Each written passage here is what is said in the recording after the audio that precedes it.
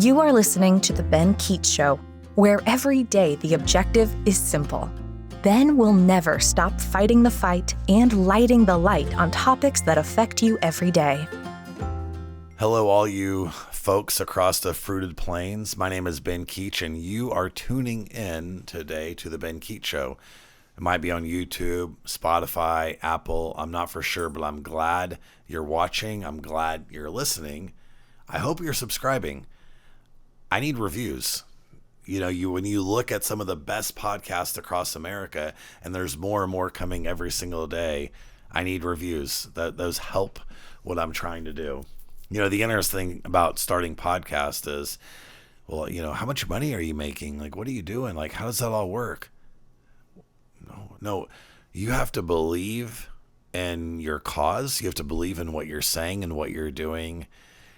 And you have to get to a pretty particular place to actually bring in revenue. So my job right now is to be consistent, to hopefully give content and information that you enjoy or it resonates or even hopefully changes lives. That's why I'm doing what I'm doing. And any type of support, any type of spread of this message, of this mission, whether you follow me on Facebook, TikTok, or any other type of social media, X, I love the support and love to have dialogue with folks that care about the same types of issues that I do. We're on episode 43 today, and the problem that we're looking to solve is a massive one, probably one that might ultimately need a couple of parts, which is really why I've started a coaching business. The reason why I work with men, which if you go to my website, www.benkeechspeaks.com, you'll find all about this coaching advice and this type of stuff I'm trying to do to help men. I'm also looking to get on stages. So I've been traveling across the country, going to actually tomorrow I'm going to Louisville. I'll be going to Georgia. I've been in Colorado. I am traveling around talking to folks and getting this message out. Starting a podcast wasn't just it started as a bucket list. It started as a fun thing. And what's evolved out of it is writing a book, getting on stages, talking to people all across the country, trying to help people be better parents, have better relationships. And so I am so glad you're tuned in today because we are going to look at trying to solve the problem of divorce from a man's perspective and what comes with that. Yes, I have been divorced. It is still saying those words just now that was actually painful. The regret, the shame, the failure that's connected to divorce doesn't just leave when the judge issues the decree. I mean, I never will forget that moment walking out of the courtroom, with my ex-wife. I'll never forget a couple of words that she said to me, which I'm not going to share because it's kind of private and personal. But, you spend 19 years of your life. You date them before that. And to walk out of that courtroom kind of side by side as we go about our separate ways of our life it's hard to talk about. And men, we deal with so many things when it comes to divorce, whether we wanted it or whether we didn't want it. There's stuff that's going to come with that, and it's difficult. I spun my objective around to where I'm hoping and praying that my failures within my marriage, that somehow if I can educate and help not only other people, but my 3 children do a relationship better, be for my 2 sons to be stronger husbands than I was, for my daughter to find an amazing man, and that those 3 relationships can make it, their mom and I would be elated because my ex-wife feels that same burden of failure, and it's a difficult one. So we're going to talk about that today. It's a big, heavy topic, but again, I want to make sure we're talking about after divorce. So the divorce has happened, and I want to look at some different components that I see. So one of the things that happens with a man after divorce is he looks to find someone else. He looks to right that wrong ship. He wants to get married again, or he wants to be in a relationship, or he wants to meet females. Now, his motives may vary, and that's a tricky component to this whole thing. But the bottom line is that he wants to figure it out. Maybe he hasn't dated a long time. Maybe he hasn't even, who knows his capabilities in this way? A lot of things have probably changed since the last time he talked to a single female. And what we do as men out of a marriage is we meet people. We try to determine, are we ready? Are we not ready? What do we want? What do we don't want? And we bring so much baggage to the table. Yet the baggage is neatly compartmentalized behind us. So you have to have an actual acute eye to see what's going on. And that's what happens in this is women, when they're meeting men in their 30s, 40s, or 50s after a particular marriage, they're trying to determine what's the motive, who is this guy, is he relationship ready, and we show what we want to show.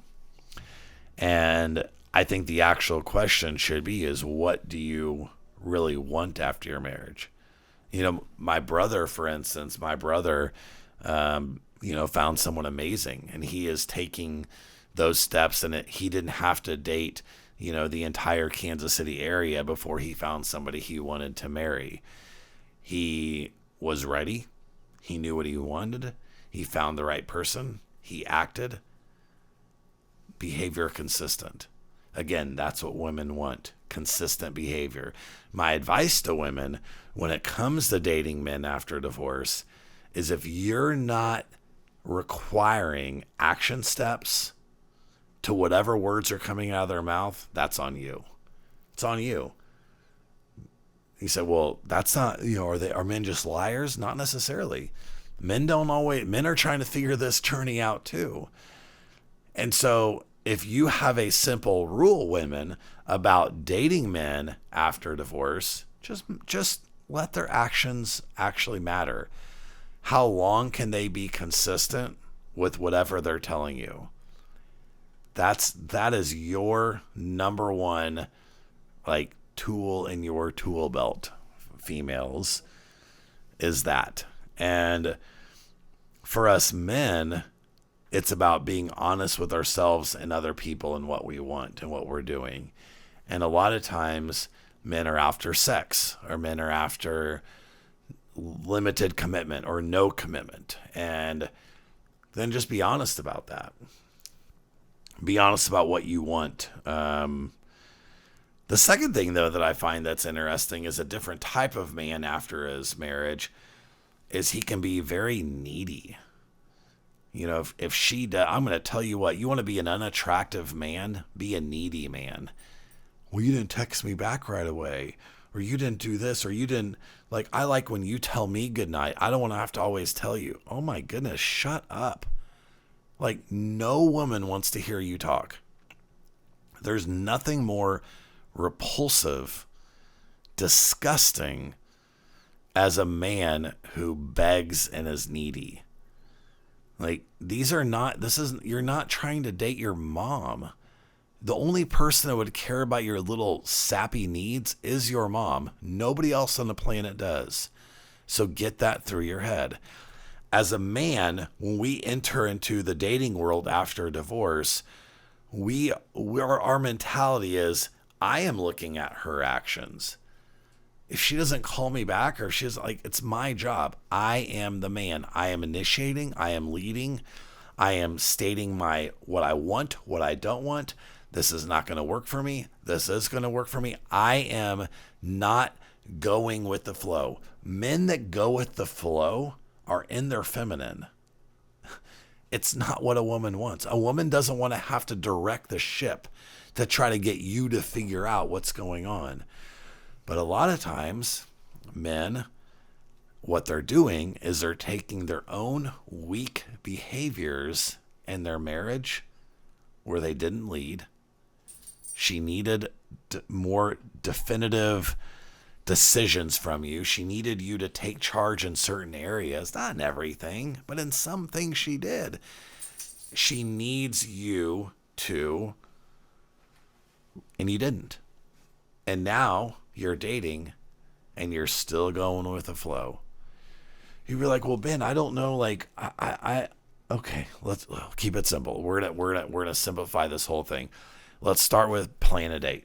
I want to take you out on Wednesday night at 7:00. I am going to pick you up and I'm going to plan where we're going, and I'll have you back by a particular time.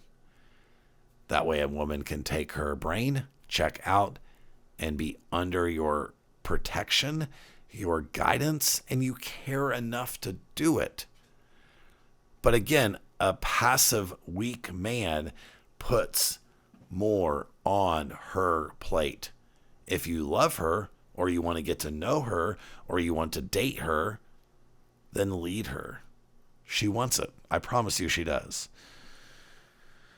Let's go to another area with after divorce. You probably tried to provide for your children and your family. You wanted to be a protector of your household. You love them. You care for them. Somehow you feel inadequate. Somehow you feel that you weren't enough. You know, it's an interesting thing about being enough in men. If you want to ask men the question of a number one fear that men have, it's, am I enough? Can I do it? Can I make the right amount of money? Am I good enough to lead? Or are my kids going to like me? Like, am I enough is a real thing. Is she going to respect me? Does she need me? You know, it's one thing to fall in love with someone at a young age, but you know, that's all fine and dandy because you're this good looking guy and you've got muscles and you're a particular, whatever. But guess what? It's interesting how many women I've talked to who fell in love with men. You know, it's almost like when you say, why do women like bad guys? They want an edge, but they're hoping that the edge and your strength in terms of standing up for yourself and being your own person, they're hoping that translates into other areas as well. And sometimes they found out it's not. That's why sometimes women at later ages can be a little bit, the looks of a guy may not matter as much as how he's willing to love and treat her and take care of her. I will say this though, men, if you're a divorced man and you're looking to meet someone, get a good haircut, lose weight, eat correctly, get to the gym, be a man on a mission. Be a guy who actually, if you're going to be some little, if you don't care, if you're going to be George Costanza part 2, if that's kind of your MO, then, just understand it's not that attractive to her. So you have to put yourself out there in that particular way. Here's another way to look at life after divorce. And it's funny, as I'm talking through this, I'm like all over different places in my book, as I'm working fast and furious every day on this book. I'm so excited for it to come out and what it might mean for people. It's a lot. You put a lot of yourself into these things and in a very personal way. But let's look at this for a second. So imagine you're in a marriage and the marriage isn't well. Okay. So you have a plate circulating above your head, and that plate represents your wife. And that's rough. Now you have your kids and you have your finances and, you have your friends and you have different components, and those are all fine. But the wife is a mess. And so in your marriage, that if your wife represents like a plate, it's a broken plate. It's not going good. So you say, you get a divorce. Well, here's what happens with the divorce. You don't have that broken plate of a wife anymore. I mean, she still may antagonize you, but it's not there. Now what you have is you have multiple broken plates. You have the kid crash. You have your finances a mess. Your friends, they don't like you anymore. And you're trying to figure out where to live and what to do. And then is there another female that, like, it's a mess. So literally when divorce happens, you go from one messed up plate, your wife, now ex-wife, to that's gone, that's fine. But now you have all these other things, and you have to try to figure out yourself. Because you probably aren't fully aware of your own causality in your marriage that has gone awry. You're not aware of that. Well, guess what? When you're alone, when you are trying to find someone, your shortcomings, the areas of your life that you suck at, you're going to get it from somebody else. She's going to tell you. You can't just hide all of this stuff. The parts of you that aren't good aren't going to be hidden from other people. You got to work on yourself. You got to learn. You got to grow. You got to develop. You can't stay stagnant. I am not the same man I was as a husband. And it didn't mean that everything I was as a husband was wrong or bad. It's just I've changed.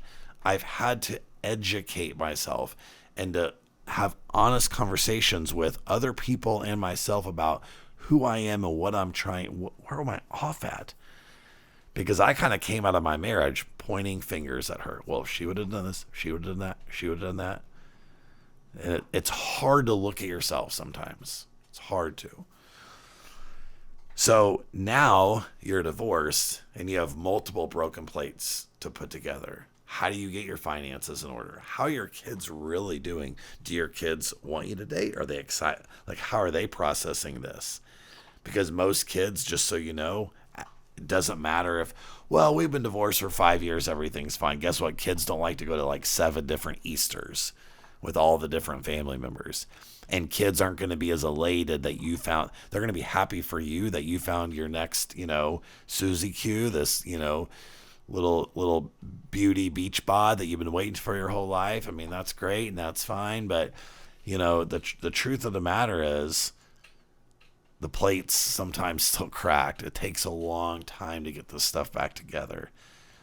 And if you think you're going to snap your fingers and everything's going to be fine, it's just not how life works. It really isn't. When relationships and marriages break up, even if it's for death, whatever the reason is, it takes a while to put it together again. So there's a really, really interesting song. It's a song by a guy named Dax. And Dax had kind of his own transformation in life where he struggled a lot with alcohol and found freedom with that. His faith has grown, and he made a song called To Be a Man. And To Be a Man has a couple different versions. I actually encourage you to listen to all of them, but especially the long one. And he did some really cool stuff with this song, is he encouraged people, men, and even women, to write their stories of what it's like to be a man. Now, the women's side that probably didn't really come out very well, but the women's version is a woman learning how to meet a man in maybe ways that she hadn't before. And so you can see this all over Twitter and Instagram, or it's X, the different writings of the different things that have kind of taken place in terms of how to be a man. That's my song today. I encourage you to listen to it. It's one of those songs my daughter can attest that I turn it on and it may play for 3 straight hours because it's just a song I can't get enough of. And I relate to it, not necessarily in every single story that I hear in the song, but there's a feeling and a presence of, to be a man, I'm trying to provide, I'm trying to protect, I'm trying to do certain things. And again, sometimes it's difficult and sometimes we don't always know how to do it. The parenting advice today is going to kind of be a lot of times I've seen with men and their children is that men go from wife to girlfriend, and the girlfriend passes the kids. You know, the thing that you have to remember is dating after a divorce, men, you might get lucky. You might marry the first one you find. Or you may be 100 women in and you're still single as heck. Your kids are there. Your kids have to be the priority. Your kids don't run into the arms of a woman so fast that you forget the fact that you've been a dad for their entire life. And that's my parenting advice there. So anyway, amazing talk. I look forward to hopefully meeting and talking to other men, other folks. Divorce sucks. It sucks. I'm only going to have one.